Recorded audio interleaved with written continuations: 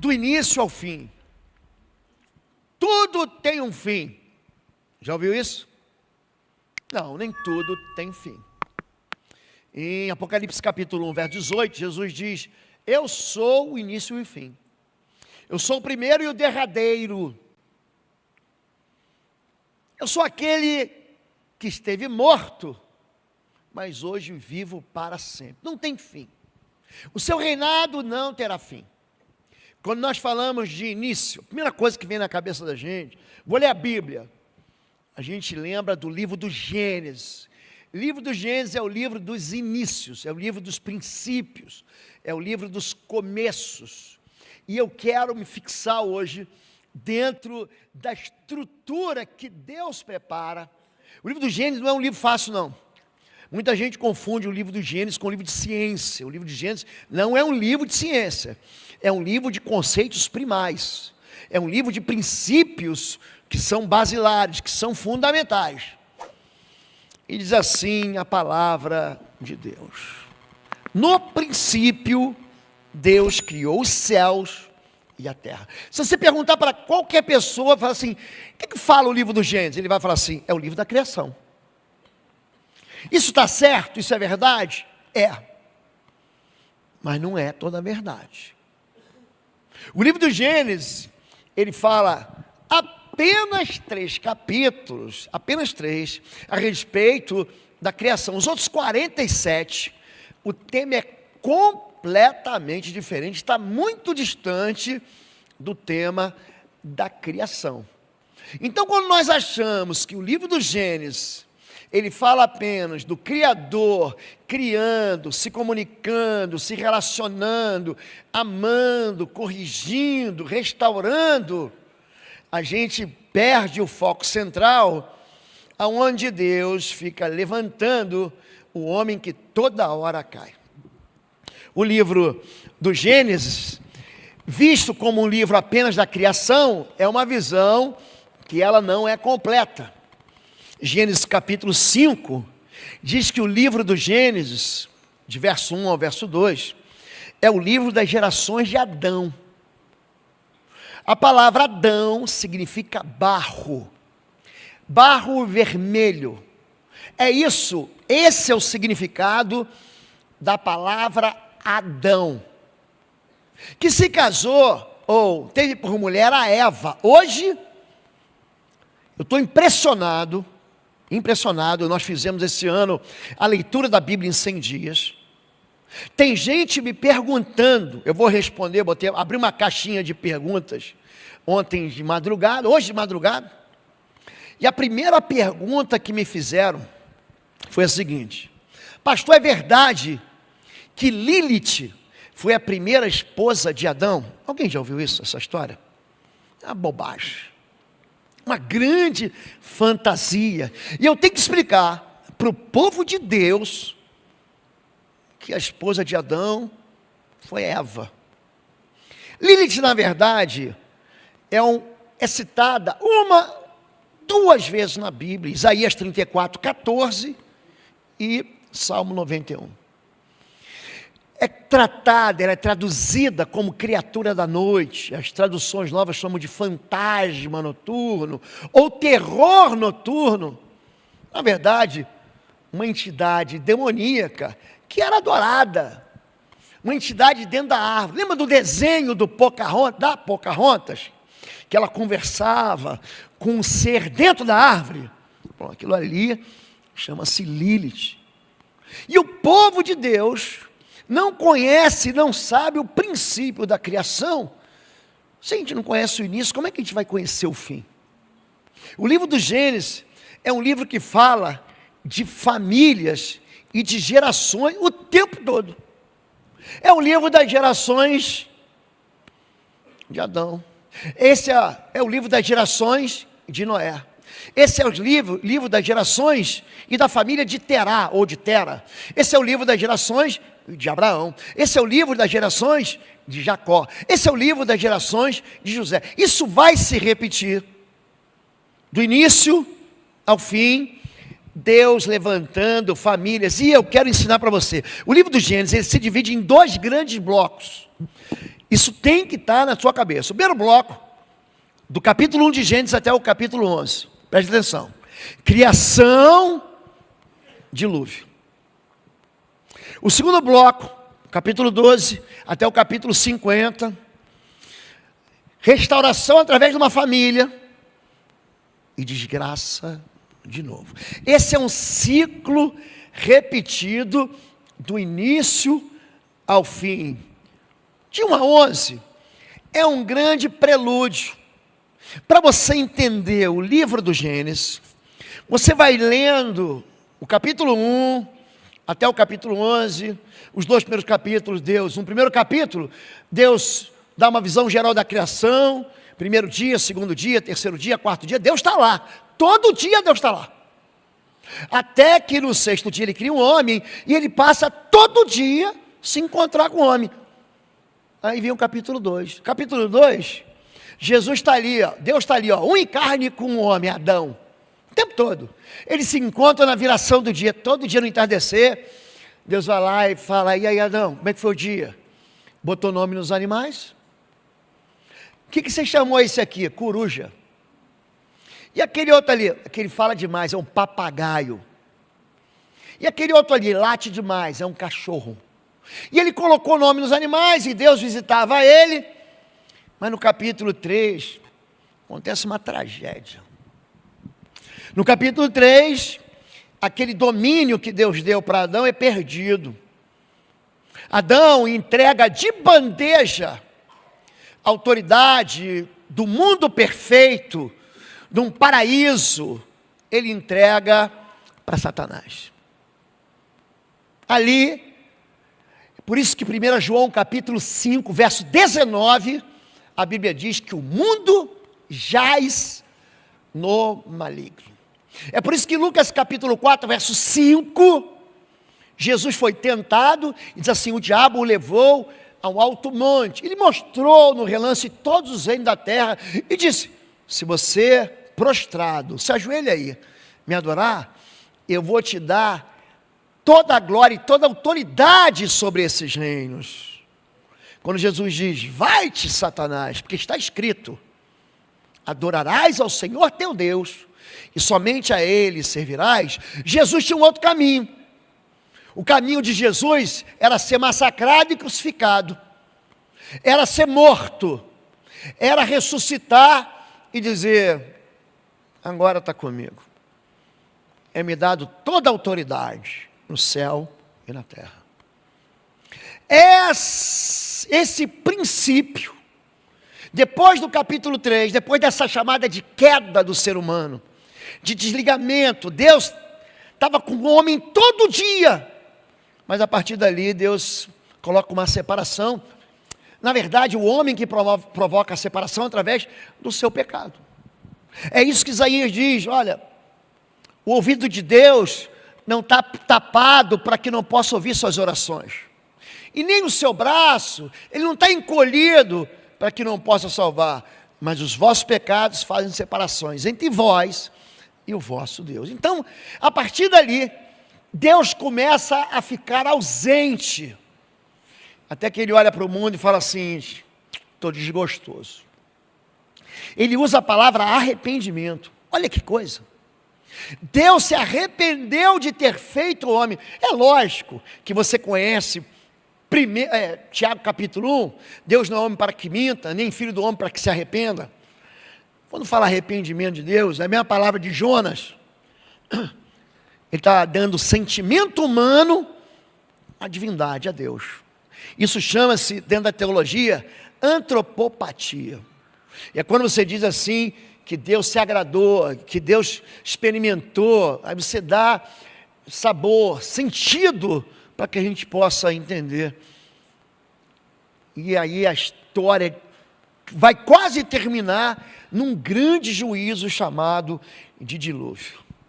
E aqui, desses 2 blocos, do Gênesis 1 a Gênesis 11, essa palavra, toledot, em hebraico, que significa assim, você traduz ela, é um substantivo. O hebraico é uma língua bem diferente da nossa língua portuguesa latina. Dentro dela tem um verbo. um substantivo que indica uma ação de recomeço. É como se fosse uma conexão. Sabe quando um vagão do trem gruda no outro? E vocês não... Toledote. Essas histórias vão se conectando assim. E essa é a história da família de José. E essa é a história da família de Abraão. É assim que o livro do Gênesis, que parece um monte de historinha picadinha e fatiada, mas na verdade é uma história completa. Toledote é a marca do fim, mas é um princípio. É por isso que a mensagem de hoje é do início ao fim. Gênesis 7:1, o Senhor disse a Noé: entre na arca, você e toda a sua família, porque reconheço que você tem sido justo diante de mim no meio dessa geração. É notório que as gerações, elas vão cada vez mais se afastando de Deus. Fica claro, foi aprovado uma lei no mês de março sobre educação parental. Quem sabe disso? Alguém sabe disso? Sabe? A gente começa a ver e não percebe o que está acontecendo. Alguns veículos de comunicação começam a falar da incapacidade que os pais de hoje têm de cuidarem dos seus filhos. Então, o Estado está tomando para si o direito, o dever de educar os nossos filhos segundo as orientações do Estado. Então, a gente começa a ver que o Estado está assumindo o papel de pai. O Estado está assumindo o papel de educador. E não há nada de mal em um Estado oferecer educação científica. A gente tem que acabar com esses índices absurdos de analfabetismo. Gente que é analfabeto funcional, lê o texto, não entende o texto. Escreve 5 linhas sem colocar um verbo. Eu falei, mas o que você escreveu? O problema é quando o Estado, ele quer promover princípios que vão de encontro aos princípios eternos. O que está acontecendo hoje é que nós chegamos numa geração que, de fato, tem se perdido. E aí, pai e mãe, que não sei o que eu faço com meu filho, eu não sei o que eu faço com esse garoto, pastor, com essa garota, eu não sei. Na semana passada, eu citei o desejo de felicidade como uma proposta do pai para que o filho obedeça, para que o filho seja feliz. Faz o que te faz feliz. O que te faz feliz? Acordar meio-dia? Então acorda. O que te faz feliz? Comer pipoca na hora do almoço? Não precisa comer salada, não precisa comer maionese. Ah, não gosto de macarrão. Não, como que você quiser. O que você quer comer? Pão com manteiga, biscoito? Bolacha recheada? Refrigerante? Fritura? O que te faz feliz? Ah, o que me faz feliz é não ir para a escola. Ah, então fique em casa. Está chovendo, está frio. O que te faz feliz? Aí tem que ter um prazer. Aí uma geração que busca prazer em tudo. Experimenta cheirar coisas. Será que isso aqui dá um barato? Será que isso aqui dá prazer? Bora fumar essa folha aqui? Vamos embora beber esse negócio diferente? Vamos ver como é que isso vai alucinar a gente? E aí essa busca infindável de felicidade está levando uma geração ao fim, ao encurtamento da vida. Aqui, a vida acabou. Mas Deus falou, peraí, tem uma família que pode resolver. Olhou para a família, sabe de quem? De Noé. Todas as histórias do Gênesis, elas formam uma história maior. Você pode pegar assim a história de Noé. Já viu a Bíblia infantil? Como é que ela é recheada de histórias? E como tem história do Gênesis? A Bíblia infantil tem mais história do Gênesis do que de todo o Antigo Testamento junto. Tem lá a história de Adão, aí tem a serpente. Não sei porque que desenha uma maçã, era o fruto do conhecimento do bem e do mal, não sei. Mas está lá. No inconsciente coletivo foi uma maçã que a Eva tomou, comeu e deu para o marido. podia ser um bacon, não podia ser assim uma coxinha recheada com catupiry, queijo, né? Mas foi lá da cabeça de quem desenhou aquilo no renascentista, na idade média, a maçã, pronto. Aí depois vem a história de quem? De Noé, os bichinhos dentro da arca. Aí depois vem a história de Abraão, ele olhando para as estrelas, pegando o filhinho dele e colocando no altar. Então o livro do Gênesis é um monte de histórias que são ligadas do início ao fim. Esse fio condutor, ele mostra esse Toledot, esse é o livro das gerações, esse é o livro da família, esse é o livro do recomeço. Aqui Deus, ele não deixa se perder, a ponta não fica solta, não fica. E daí? Não, uma história se liga na outra, se liga na outra, se liga na outra, se liga na outra, se liga na outra, que se liga na outra. Essa história aqui vai chegar lá no Apocalipse. Quando você percebe isso, que vai ter um fechamento, você fala, eu nunca tinha visto desse jeito. Histórias independentes, uma da outra, que podem ser contadas. Eu venho aqui, eu já preguei sobre Jacó, já preguei sobre Abraão, já preguei sobre Isaac, já preguei sobre José. Hoje, eu estava na cabeça, eu conversei com o irmão a semana, estava na cabeça de pregar sobre Benjamim. Gente, ser pastor, eu falei, vai ser Benjamim. Benjamim, filho da minha destra, filho da minha amada. Eu falei, esse cara gostava demais dessa mulher. Primeiro que ele trabalhou 14 anos por ela. E aí, o filho primogênito dela, José, aparentemente morre. Ele acha que morre. E aí os filhos dele fazem uma confusão, Simeão e Levi, arruma uma confusão com um vizinho, um sujeito chamado Siquém. Ele tem que sair correndo de Canaã, ele vai para Belém, no meio do caminho a esposa estava grávida, ela tem complicação de parto, ela vai morrer. Quando ela morre, em Gênesis 35, ela fala assim, o nome dessa criança vai ser Benoni, que significa filho da aflição, filho da dor. Imagina se você recebe um nome que vai caracterizar você para o sofrimento da tua mãe para sempre. Olha lá, o filho que causa males, o filho que matou a mamãe, olha lá, seu assassino de mamãe. Imagina ele na escola no dia das mães. Benoni estava destinado ao bullying, estava destinado ao sofrimento. Aí o pai, negativo, o nome dele vai ser Benjamim, filho da minha amada, filho do meu amor. Aquele menino, ele mais tarde, os irmãos dele vão lá para o Egito buscar comida. O governador do Egito, disfarçado, era um parente, chamava José. Fala assim, só libero você se você trouxer esse tal de Benjamim. E Jacó fala, não deixe de jeito nenhum, porque eu olho para ele e eu lembro dela. Eu olho para ele e eu lembro de Raquel. É uma história que começa lá em Padã Arã. É uma história que começa lá na Arábia Saudita. É uma história de amor que vai terminar lá no Egito.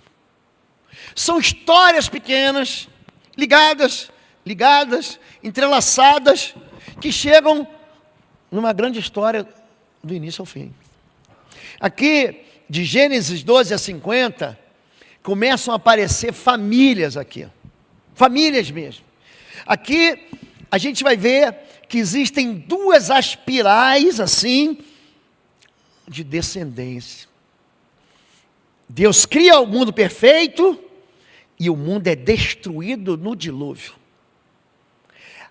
O pecado humano vai aflorando, ele vai sendo exacerbado, ele vai sendo exagerado, o homem vai se afastando de Deus. Aí Deus fala assim, chega. Aí tem uma esperança. Pegar essa família de Abraão aí. Ele pega a família de Abraão. Vamos começar de novo?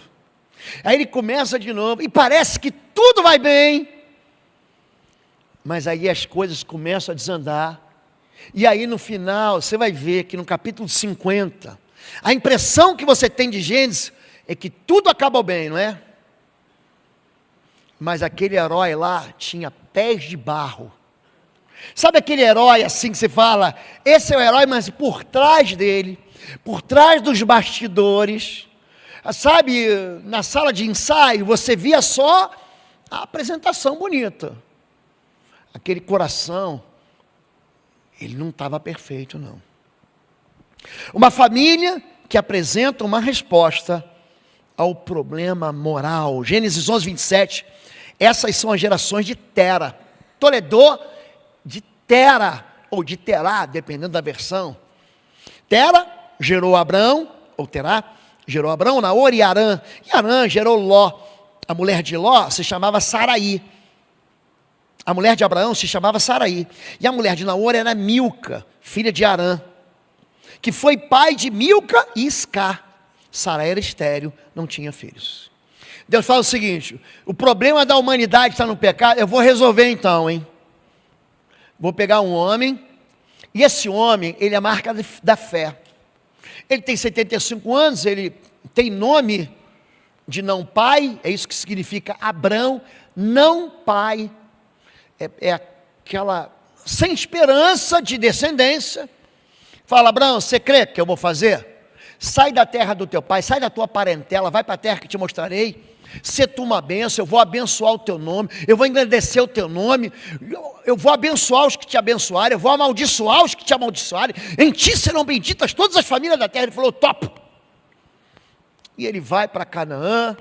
E ali Deus manda ele olhar para o céu, contar estrelas, mandou ele para a praia, contar grão de areia. Falou, assim vai ser tua geração, tua descendência. Tem uma esperança, existe uma família, é a tua família. Abraão, é a esperança. Essa família é uma resposta, fala assim, tem um exemplo ali. Tem um homem que não me nega aquilo que eu digo para ele fazer. Tem um homem que crê apesar da desesperança. Eu gosto quando o autor de Hebreus, no capítulo 4, Romanos, capítulo 11, ele diz que Abraão creu contra a esperança. Você pode repetir isso? Diga, ele crê, diga fé contra a esperança. Não tenho nenhuma esperança, eu só tenho fé. Ele creu contra. Nós tivemos uma crise, o mundo, em 2008. É a crise do mercado imobiliário americano, foi chamada crise do subprime. Teve gente, o mundo inteiro perdeu tudo. Aí tiveram uns caras que apostaram contra o mercado. Eles ficaram bilionários. Sabe por que Abraão, ele é esperança? Porque ele creu contra a esperança que todo mundo tinha. Porque ele creu no Senhor. O livro do Gênesis mostra Deus sempre como Salvador. Mas ele avança até Jesus. E Jesus avança até o fim dos tempos. O livro do Gênesis mostra que Abraão era um em carne com Deus. Abraão era próximo. Lembra de Gênesis 1? Deus está lá todos os dias. Lembra de Deus, número 2, Gênesis 2, lembra disso? Deus está com Adão todos os dias, aí Adão peca. Aí Deus vai sumindo. Ele só aparece de novo no capítulo 6, no capítulo 7, para falar assim, Noé entra na arca. Aí Deus meio que tapa o ouvido, ele se ausenta. Só que em Gênesis 11 ele fala com Abraão. Em Gênesis 12 ele fala de novo com Abraão. Em Gênesis 15 ele fala de novo com Abraão. Em Gênesis 18, você adivinha, ele fala de novo com Abraão. Em Gênesis 22 ele fala com Abraão em Moriá.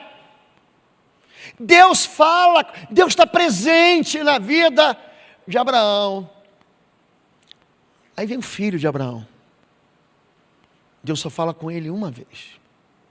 É um filho distante Agora o neto, tal de Jacó, ele é horrível, carnal.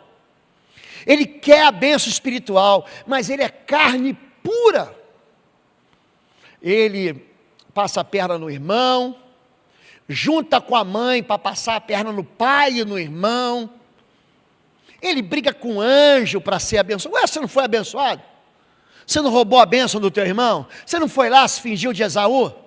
Esaú era ruim, gente, mas Jacó era terrível. E aí, a vez que ele fala com Deus, ele fala brigando. Jacó, ele está expulso, o irmão dele quer matar ele. Pensa um irmão querendo te matar. Se aprontou, né? Aí a mãe dele fala assim: Rebeca, ó, teu irmão Esaú está se consolando com a ideia de te assassinar depois da morte do papai. Vaza para a casa do teu tio. Ele sai fugido, perde tudo, perde a herança, perde a riqueza que ele tanto queria. Ele não queria dinheiro, perdeu tudo. Aí no meio do caminho, bota a cabeça numa pedra, usa a pedra de travesseiro, um lugar chamado Betel. Aí ele fala o seguinte: tem um sonho. Ele fala: Deus, se o Senhor me der, eu vou te dar. Hein? Se o Senhor me abençoar, eu te dou o dízimo. Olha, gente, é uma tranqueira. É um negócio que você faz com Deus, tipo assim, você está na UTI, está entubado, você sabe que está desviado, aí fala assim: Deus, se o Senhor não me matar, eu vou ser o maior evangelista. Se o Senhor me livrar, se eu não perder esse avião, se eu passar nessa prova, se o Senhor salvar meu casamento, barganha. Jacó não era amigo de Deus era o vô dele, Abraão. O pai dele, eu não sei nem o que era, Isaac. Mas Jacó, ele tenta negociar favor. Tipo, você me dá, eu te dou também. Você me enriquece, aí depois que você me enriquecer, eu te dou. É fácil. O negócio é fazer o que Abraão só tinha um, pobre. Eu só tenho um. Pega o teu filho, o teu único filho, e entrega de oferta.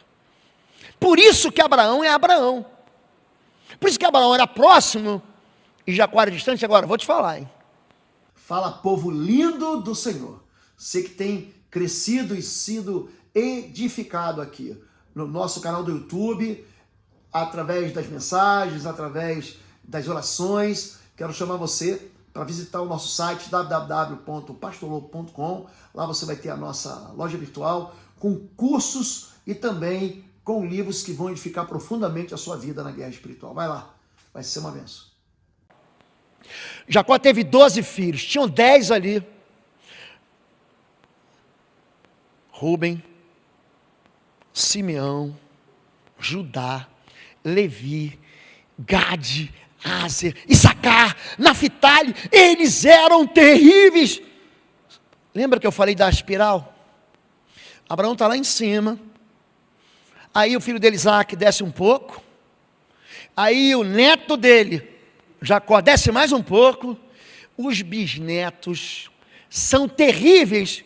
E eles retomam a mesma ideia de Caim. Bora matar José. Eles enfiam José dentro de um poço, para ele apodrecer. Vamos matar ele, a gente fica com a herança. Papai está pensando que vai dar o chocolate para ele. Mas vai chegar, filhinho não veio, filhinho morreu. A gente vai ter que comer o chocolate. Eles vendem, irmão. Eles são a mesma figura de Caim que mata Abel. Igualzinho, a espiral descendente acontece de novo. E aí Deus levanta mais uma resposta. Lembra da espiral? Lembra de 2 blocos de alegria, paz, contentamento, perfeição e desgraça, dor e miséria? Gênesis 37. Começa o Toledotes, hebraico.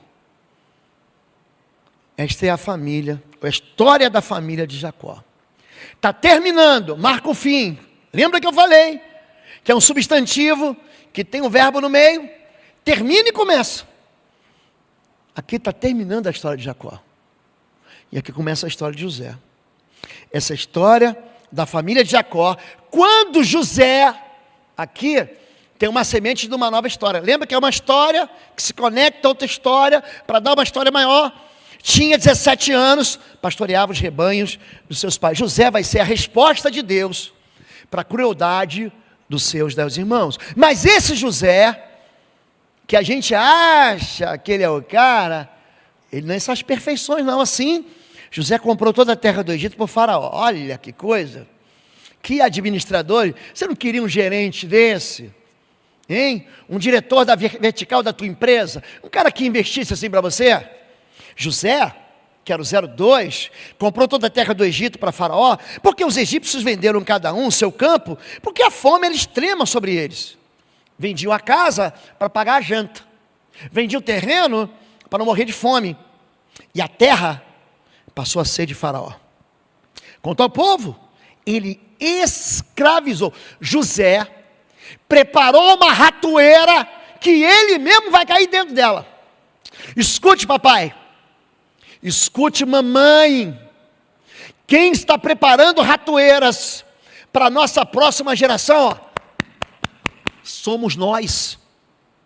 Ele escravizou, ele estabelece uma estrutura, um domínio perverso, entrega nas mãos do faraó. Escravizou a outra extremidade da terra do Egito. José só não comprou a terra dos sacerdotes. Olha que coisa.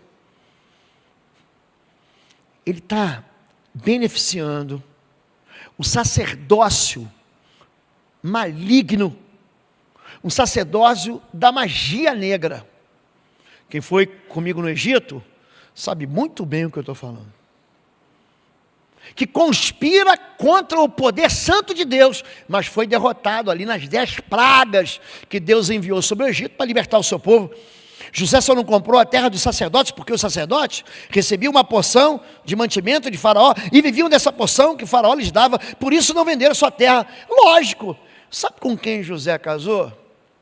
Com a filha do sacerdote de On. Ou seja, ele foi incluído dentro do benefício.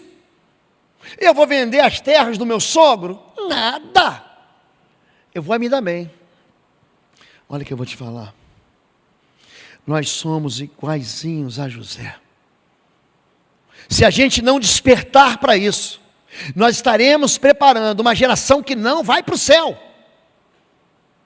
Eu estou querendo dizer para você, querido, é que o seu filho pode ser a melhor pessoa, a sua filha pode ser a melhor pessoa. Se a gente não se esforçar para entregar princípios, aonde eles se encontram com Deus, onde eles têm relacionamento com Deus, onde eles têm proximidade com Deus, eles não vão para o céu. Essa geração se perde. Em Gênesis, você vai ver de Adão até hoje, Deus cada vez mais ausente. A ausência de Deus, sabe o que está provocando? Essa semana, gente, eu ia pregar sobre Benjamim, eu tive que mudar a estrutura daquilo que ia ministrar. Adolescente é aprendido, é a forma carinhosa, como a Constituição, como a lei diz, que um menor de idade é preso. É aprendido por matar os pais a marteladas, depois atear fogo ao casal. Depois do crime, ele saiu para lanchar com um amigo. Uma geração que está se perdendo. Adolescentes, ei, é outra notícia. Não é a mesma, não. Outra notícia. Uma geração que tem Deus, uma geração que se afasta de Deus, uma geração que se perde sem Deus. Adolescente de 16 anos, mata pais, irmã a tiros, dentro de casa na Zona Oeste. Sabe por quê? Porque o pai botou o celular de castigo. Faria tudo novamente, diz adolescente que matou pais e irmãs em São Paulo. Ei, mais uma notícia. Quer mais? Adolescente mata pais e irmã após ser chamado de vagabundo, essa é a mesma. Um matou o pai e a mãe porque ele não queria ir para a escola. Faz o que te faz feliz. O que está acontecendo é que a gente está pegando o bebê no colo. Ai, que bonitinho. Ai, que fofinho. E a gente não está percebendo que aquilo que a gente faz, por mais educação que você der, por mais presente que você der, ele tinha um celular, ele tinha aula de jiu-jitsu, o outro tinha escola. Se a gente não entregar para a geração que vem depois de nós, algo chamado a salvação de Jesus Cristo, se Deus continuar ficando ausente, entenda isso, a gente perde tudo. O herói perfeito na Bíblia chama-se Jesus de Nazaré. Jesus está sempre sendo apontado assim: vou levantar uma família, não dá certo, vamos tentar recuperar, vamos pegar um fôlego, afinal de contas a gente está naufragando. Livro, aqui é Mateus 1, de 1 a 2, tá bem? Livro da genealogia de Jesus Cristo, filho de Davi, filho de Abraão. Olha lá, o Abraão gerou Isaac, Isaac gerou Jacó, Jacó gerou Judá e aos seus irmãos. Essa linhagem imperfeita, do início, vai encontrar um perfeito no fim. O mesmo Deus que está no início, Ele está no fim. O esforço de Deus hoje, não é que você seja um bom religioso. O esforço de Deus hoje foi feito quando Deus desceu aqui na forma humana. Jesus é o herói. Eu gosto quando termina o livro do Gênesis, já que é dele que nós estamos focados. José fala assim no capítulo 47. Vocês intentaram mal contra mim. Não, é capítulo 50, perdão. Capítulo 50 ele fala: vocês intentaram mal contra mim, vocês fizeram mal contra mim, mas Deus transformou o mal em bem. Vocês, no coração de vocês, ninguém estava torcendo para eu me tornar o governador do Egito, não. Vocês estavam combinando e tentando que eu fosse esquecido numa masmorra, numa cadeia egípcia, morto, ou virasse escravo e terminasse a minha vida acorrentado de pés e mãos, servindo na lavoura e no chicote de Faraó. Mas Deus pegou isso tudo e transformou em bênção. Olha, aquilo que nós fizemos, eu fiz, você fez, atingiu o Filho de Deus. Aquele massacre que foi, porque a crucificação de Jesus, gente, foi um massacre. Aquele mal, Deus transformou em bem. Quando a gente fala sobre o início ao fim, a gente fala sobre um Criador que quer salvar. Em Daniel capítulo 3, deixa eu pegar um exemplo completamente distante. O rei manda enfiar dentro de uma fornalha os 3 amigos que peitam ele. Vocês vão me adorar? Não vou não. Se você não me adorar, vou te meter dentro da fogueira. Ó, Deus pode me livrar, mas se não livrar, fique sabendo, rei, nós não vamos adorar a tua política, a tua estátua de adoração. Não vou adorar. Aí o rei, joga eles na fogueira. E tem mais, estou com raiva. Aumenta 7 vezes mais. 7 vezes mais a fogueira. Ali, os 3 são vistos com mais um. Existe um quarto, ele ficou andando dentro da fogueira. O rei fica olhando e fala: mas não eram 3?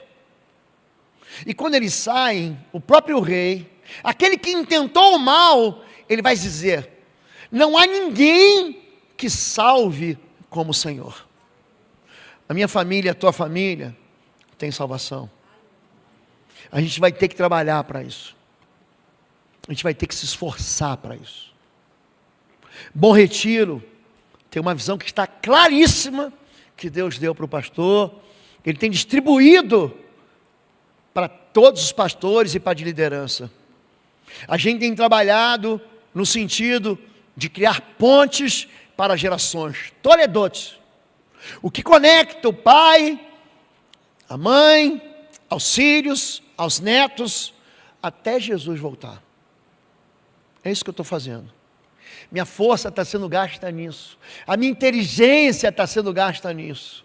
A minha história aqui, esse ano faz 6 anos que eu estou aqui. Vai fazer 6 anos em agosto. Eu estou colocando todas as minhas energias, tudo que eu faço, tudo que eu penso, tudo que eu oro, tudo que eu busco em Deus, todo o esforço que eu tenho para te entregar aqui uma mensagem que sacuda você. Tudo que eu oro para Deus amolecer teu coração é para alcançar tua família, é para alcançar teus filhos, é para alcançar teus netos. Essas notícias de filho que mata pai, de filho que mata irmã e pai, bota fogo na casa. Gente, estamos numa espiral descendente, você não está percebendo. Se a gente não reagir, a gente vai acabar aí, mas se a gente reagir, você vai ser a família de Noé, você vai ser a família de Abraão, você vai contar a história de José. Olha, essa é a história da família do Paulo, do Rômulo, do Marco. Essa é a história da família da Raquel, do Anderson, do Paulo, do João. Essa é a história da família do Walter, do Nunes. Essa é a história da família do Altair. Essa é a história da sua família. Gente, a gente precisa reagir, gente. A gente precisa se encorajar. Antigamente, Deus falou, muitas vezes, de muitas maneiras. Sabe como? Aos pais, através dos profetas. Isaías, Jeremias, Daniel, Oséias, até Malaquias. Mas nesses últimos dias, nos falou pelo Filho.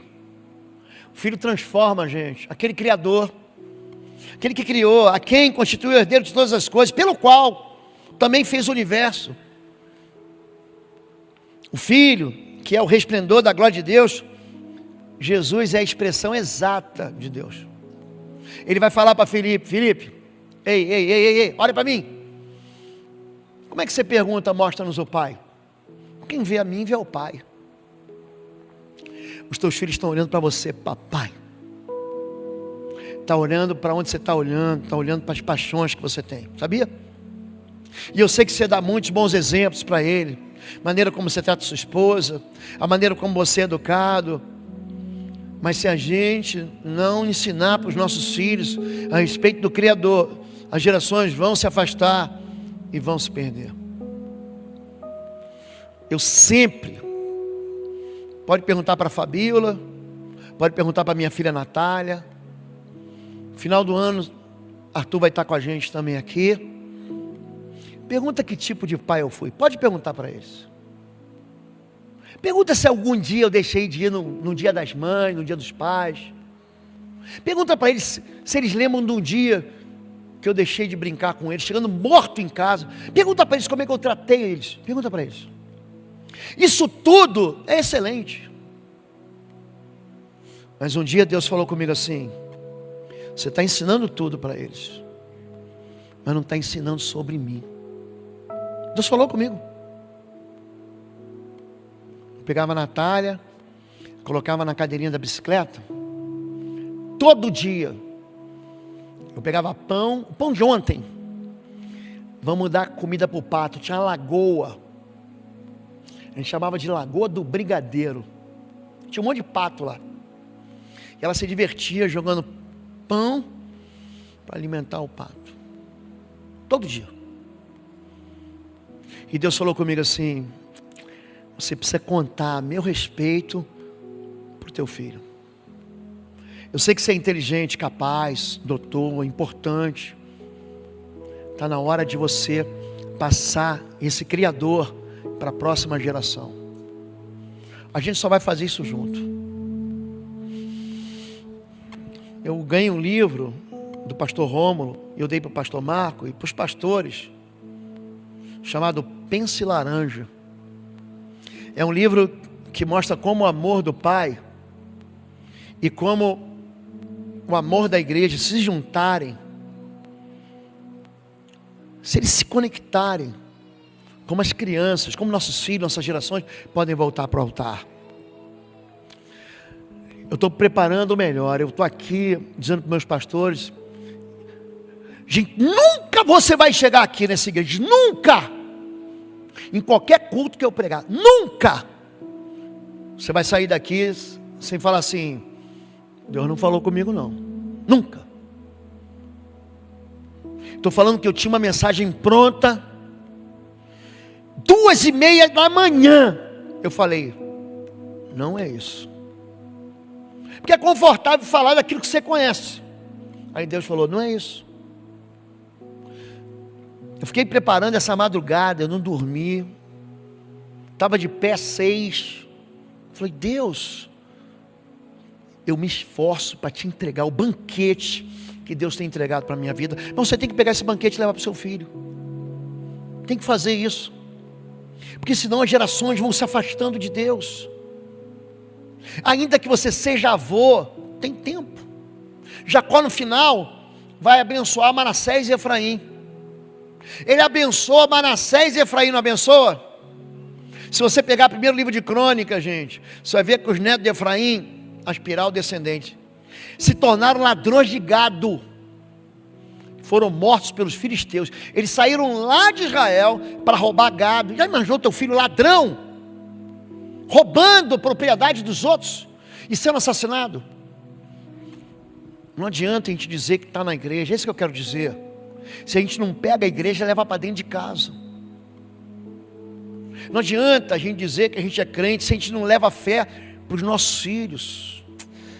Vamos ficar em pé em nome de Jesus. Vamos encerrar. Eu posso convidar, gente, vocês cantaram uma última canção tão linda. A gente pode cantar junto? É uma canção que fala de família. O coral pode subir, por favor, por gentileza. Venham cá. Você pode aí, se você estiver com a família perto, filho, mãe, avó, você pode abraçar.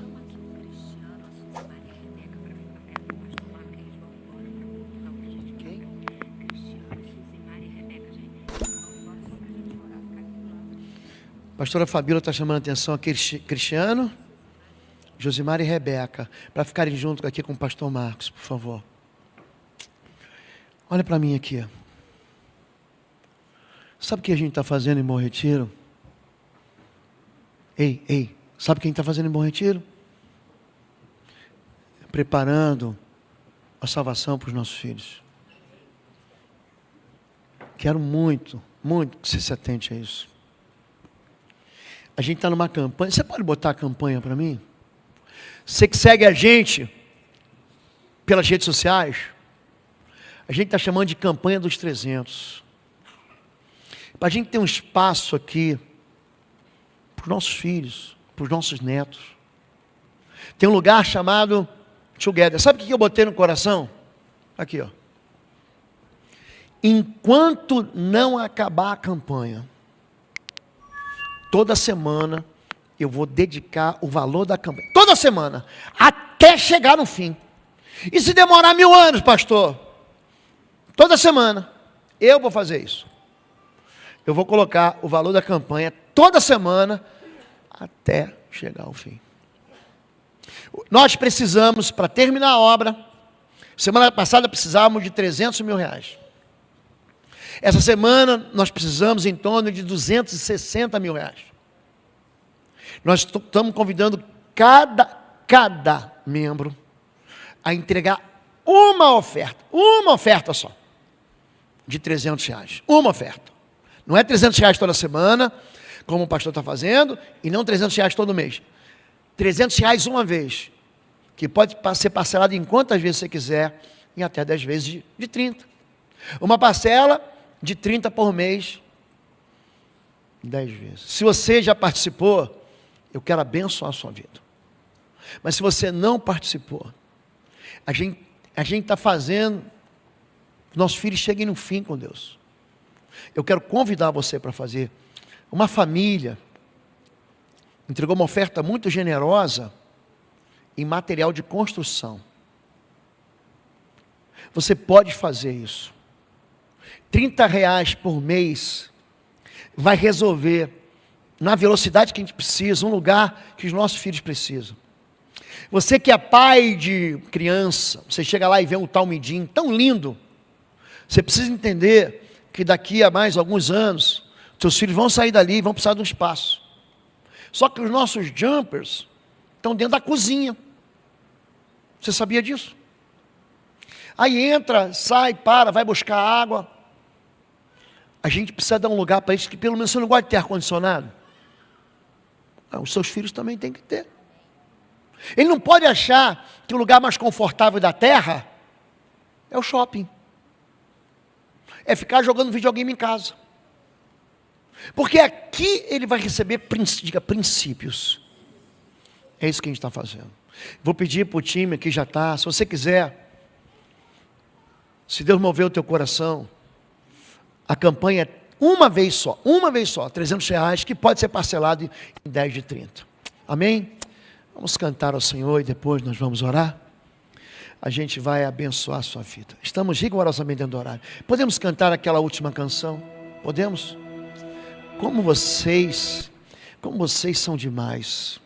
Tá bem? Vamos louvar ao Senhor.